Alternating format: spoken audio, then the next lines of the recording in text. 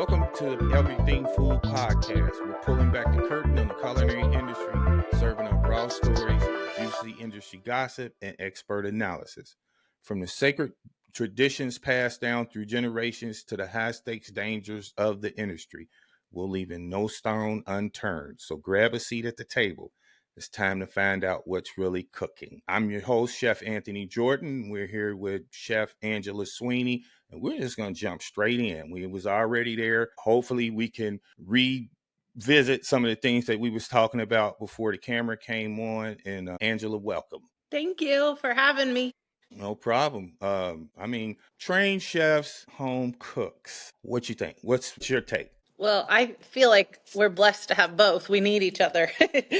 You can't make every meal for everyone every day, and I feel the same, right? So I feel like we both have the benefit of learning and helping each other out because I appreciate going and getting a nice, amazing, very high presentation level meal. And I also appreciate nourishing people in the home in that sort of intimate setting. I'm with you. Being in the industry, being a chef, but most of the time, the most important meal to me is the one that I have at home. Nothing to me tastes better until somebody else cook it. I can recreate a John Rubert meal at home, but it's just something about when it comes from the heart and the soul of somebody else, which most of the time is the home cook. I would die for home cooked meals more than I would a $65 steak. Just give us a little background about you, Angela, so the viewers will know. Yeah.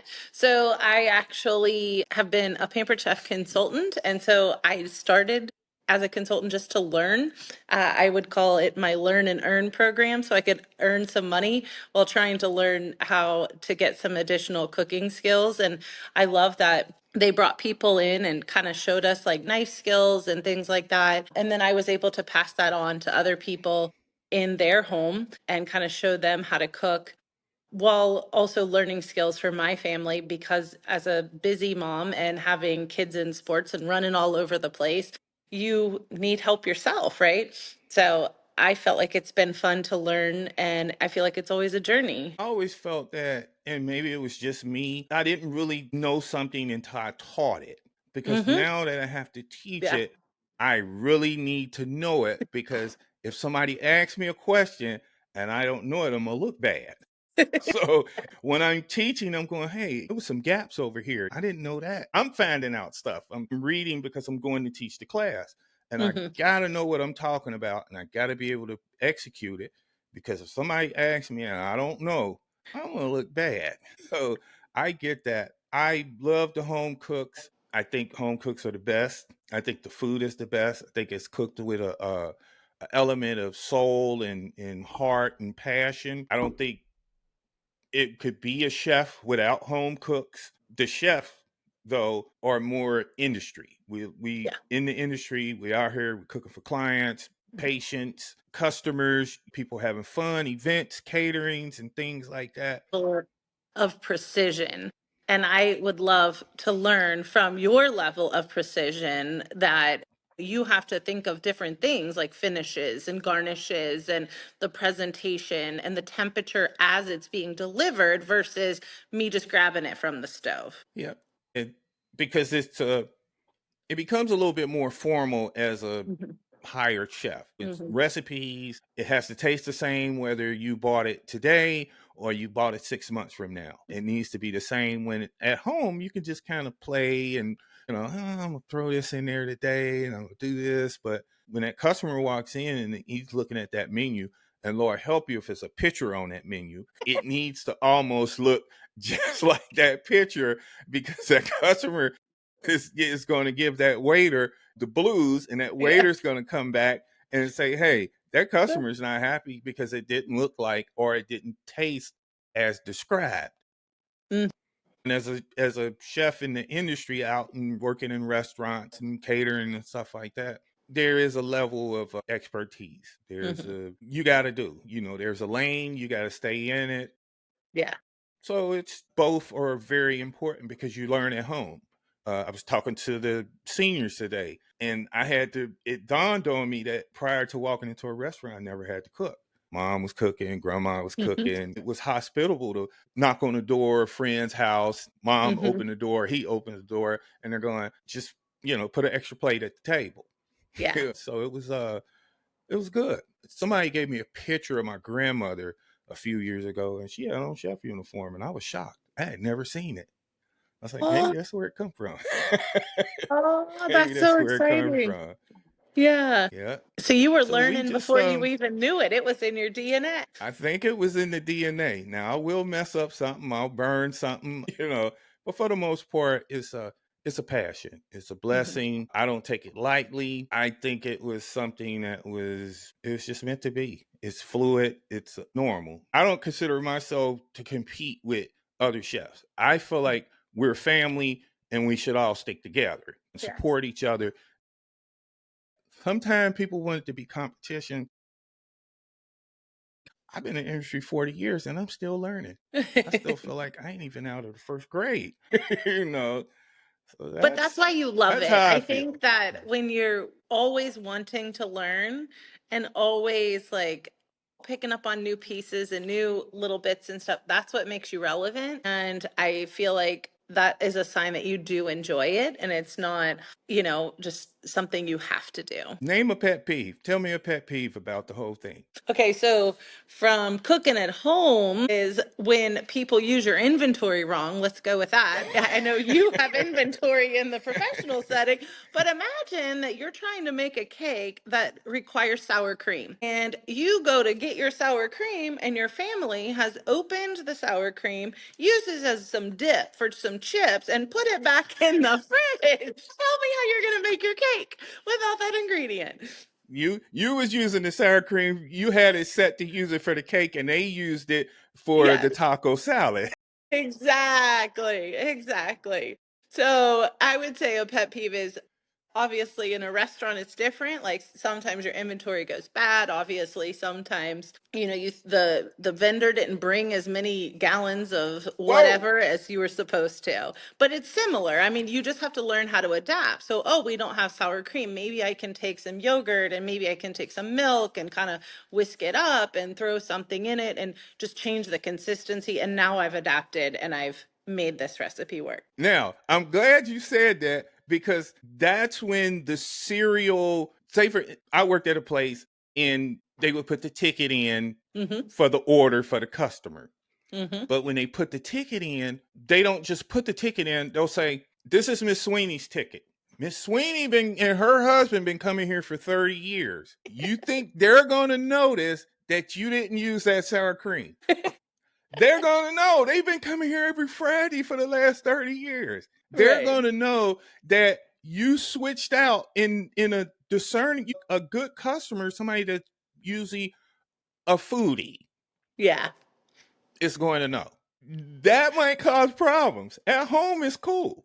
You have a palate. You're a chef. Mm-hmm. So if Mm. you go somewhere, you know you don't want to, but Yes. Yeah. they didn't use sour cream today. Yeah. Yep. They didn't use sour cream. Wow. I guess they forgot the cilantro today, didn't they?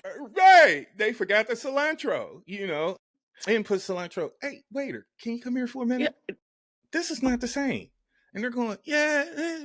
And as a chef, you're sitting there going, they put too Mm-mm. much garlic in there, or they missed it. Like you said, Mm-hmm. they didn't put the cilantro in there. Mm-hmm. And I've had it happen to me, Yeah. just So somebody I had think that. that in both situations that the best way to overcome that is to set the expectation. So at my house, oh my goodness, you guys used all the sour cream up. This might taste a little different. I want you to be prepared. It might be a little different, but let's see if we like it. And I think that also in the restaurant industry, the same couple's been going for however many years getting the same thing. If you have the ability or the staff has the ability to say, hey, we want to let you know we're really sorry. It's not going to be the way it has been for the last 30 years. But good news, we're trying something special, and you might be surprised if you don't love it. We're going to take care of it for you, or something Right. along those lines. Now, I can see that happening at a Jeff Ruby's. Mm-hmm. David Falk's restaurant downtown. Mm-hmm. But No. Golden Corral ain't gonna tell you. Golden Corral ain't gonna tell you. Golden Corral just gonna throw it in there. It's 400 people out here. All hell's broke loose. The cooks are burnt out. They tired, and they're not gonna tell you that this is. I'm just making this up. This is Right. 2% sour cream. This is Amish sour cream or Yeah. something. They're not gonna tell you. They're gonna put it out. Right. You're gonna taste it and go, "This tastes different." Maybe it's me. Mm-hmm. Maybe it's my taste buds. Maybe I Yeah. smoked a cigarette. Maybe I ate a mint or something, on Yeah. the way in. Because I just finished sometimes, my coffee. right, foods do interact. For Mm-hmm. some reason, fried chicken and one of the main staples is like a meal, fried chicken, fries, and Coke or something like that. And for some reason, the Coke and the chicken don't interact. It almost gives it like a metallic taste, Mm-hmm. and I do it. I fail every time.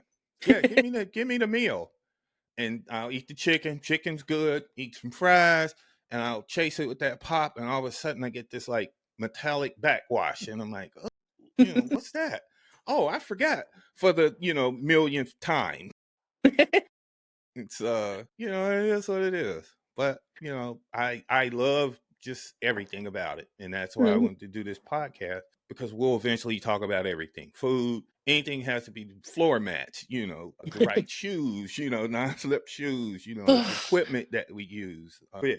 I must hit a nerve when I said slip shoes. Yes, and they're never as comfortable as they should be. When you're standing all Yeah, day in them, you're like, oh my goodness, I need new shoes. yeah. I hate them. I hate the way they look, but they are Mm-hmm. comfortable.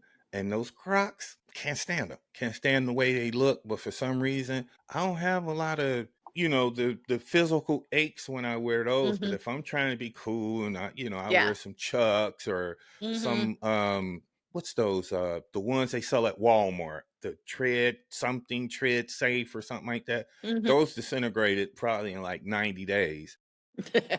I even got some of the Birkenstocks, the leather ones. I've been having them for 2 years, and it seemed like they never broke in. Mm.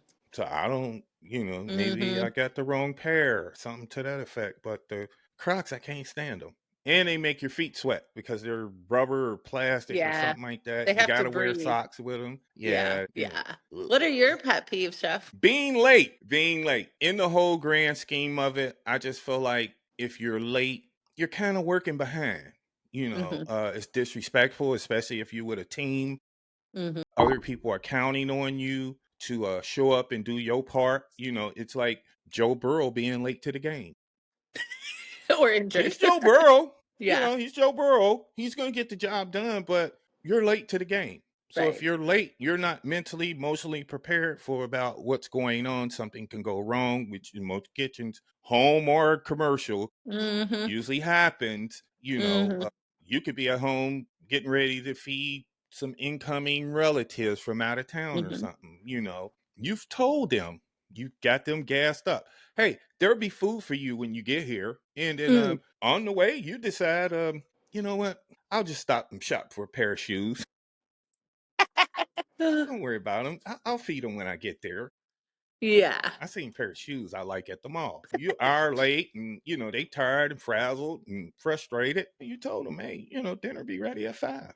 Now That's tell it. me this. This is a side note. If you have family coming, or if you're going to family, when they say to come at 5, do you think that means that you should get there at 5 and you're planning on eating at 5:30? Or do you think that the food is going to be served at exactly 5 o'clock? I'm thinking the food is ready at 5. Okay. That's me. Okay. I'm asking for specifics. Okay. You said 5. So does that mean Yep. the food's going to be ready at 5, or we'll be ready to eat at 5? I'm asking because it's serious to me. Yeah. I'm Because we have family and they have different viewpoints. So Mhm. one side of the family thinks that if I say get there at 5, we're not eating until 5:30, but you're supposed to Right. be there at 5 so we can socialize while it's being made. And then the other side of the family, if you're there at 5:01, there's no bacon left. Like you are not eating. Right. Right. Yeah, it's my pet peeve in the industry is just being late. I Uh-huh. just being late. And when I was younger, you Who you're in taught the you that? place. I don't even think it was being taught. Not someone else. The lesson of showing up at the job late and then you're Hmm. kind of working behind. Yeah. All his actions jumping. It's almost like in the NBA coming off the bench. In Hmm. the second half. Yeah. All everybody's got injured. People are sweating, and I'm Hmm. just getting started. Hmm. Something like NBA, NFL, it might work. With us, it don't.